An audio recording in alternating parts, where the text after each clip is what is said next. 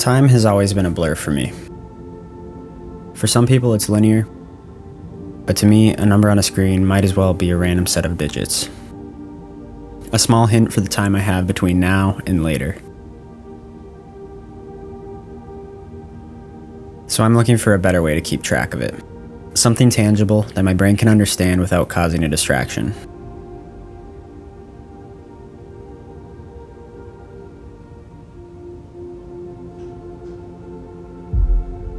The progress bar is the clearest visual I could think of.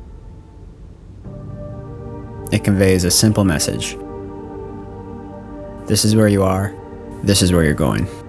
But to bring one into the physical world, I need some rules. Number 1, it needs to be physical and tactile. I've always preferred buttons over touchscreen controls, so this is a must. Number 2, it needs to be brutally simple. A few buttons at most, but no menu, no apps, and it needs to require as little thinking as possible. Number 3, it has to look cool. Well, to me. I just think that if I enjoy looking at it, I'll probably use it more. So the vision is there, but Thomas Edison once said, vision without execution is just hallucination. I've always had the tendency to do things in reverse. In school, I would take my test backwards. So it only made sense that I focused on the aesthetics first and leave the nitty-gritty for later. Since I'm making a progress bar, I was immediately drawn to the old Windows 98 theme. The color scheme is perfect, and if done right, it's gonna look pretty surreal.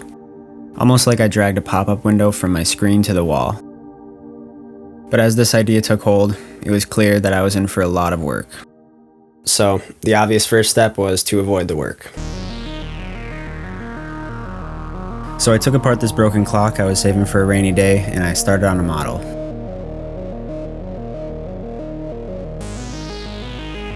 This was a good practice run to see if I could execute the style I was going for, but I'm still using an Ender 3, so everything in this project is hand painted.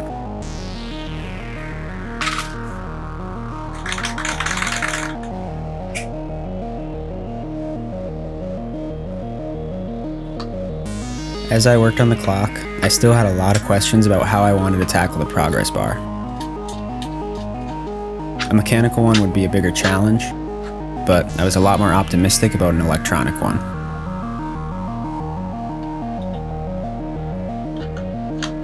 In the end, I tried both. While I waited for the parts to arrive in the mail, I started learning everything I could about mechanical clocks and timers. But after taking apart this kitchen timer, I knew I was in way over my head. There's so many moving parts that make these things work, and with a 3D printer as my main tool, it just wasn't gonna happen. But here's some of the stuff I designed during this waiting period. At some points, I did feel like it might work, but realistically, it would have taken a long time to see a completely functioning prototype, and every solution just led to more problems.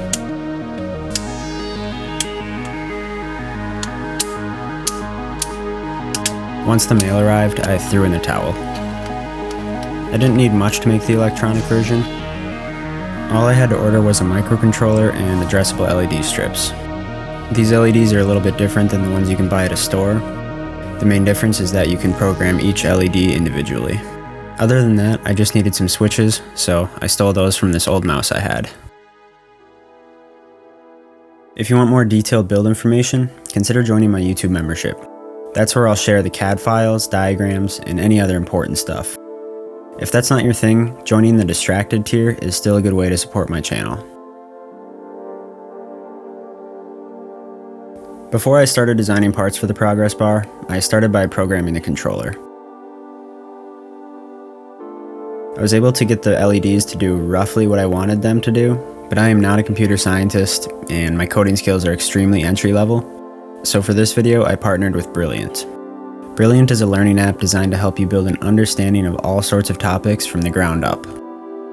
It allows you to expand your critical thinking skills through actual problem solving, not memorizing. So as you build fundamental knowledge on specific topics, you'll also become a better thinker. Plus, all content on Brilliant is crafted by an award-winning team of teachers, researchers, and professionals from Stanford, MIT, Google, and more. To learn for free, go to brilliant.org/distractedbydesign, scan the QR code on screen, or click on the link in the description. Brilliant is also giving you 20% off an annual premium subscription, which gives you unlimited daily access to everything on Brilliant.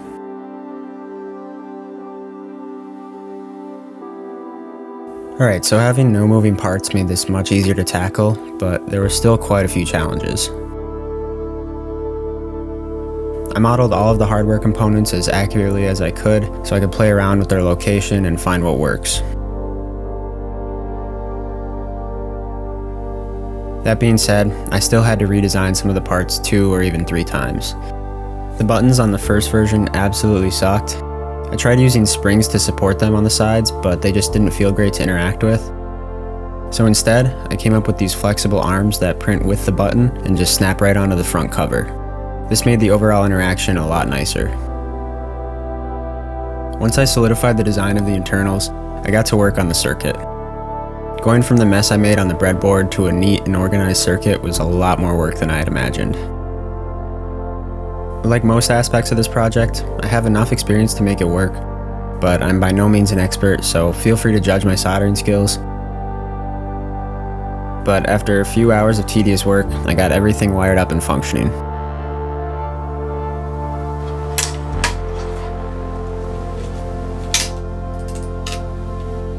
The final step to this progress bar was paint.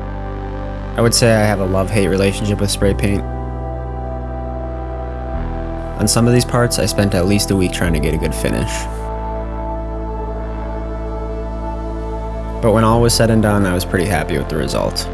Some people like the 3D printed aesthetic, but I am not one of those people, at least for something like this. If it's something purely functional, I couldn't care less how it looks. So as I assemble everything, you'll see that I designed all of the parts as layers. The main reason for this is that it's just much easier to iterate on the design. When parts take 5+ hours to print, being able to break that part down into features that can be modified and swapped out is super helpful. But on the flip side to this, sometimes I can end up overcomplicating things, so it's really just a balancing act between the two.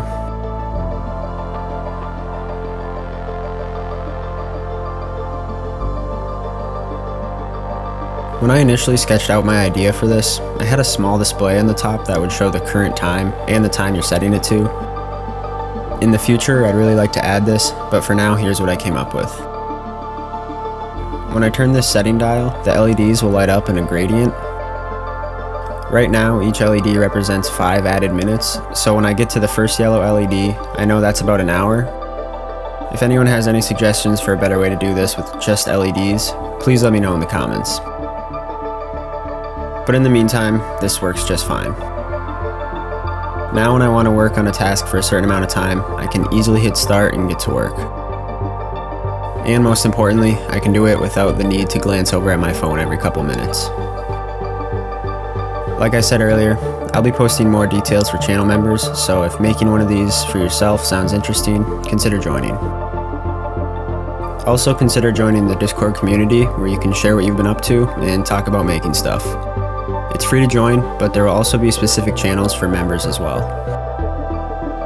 I think that's all I have for this video. I hope you enjoyed it and maybe learned something as well. Remember to like and subscribe if you haven't, and I will see you in the next one. Peace.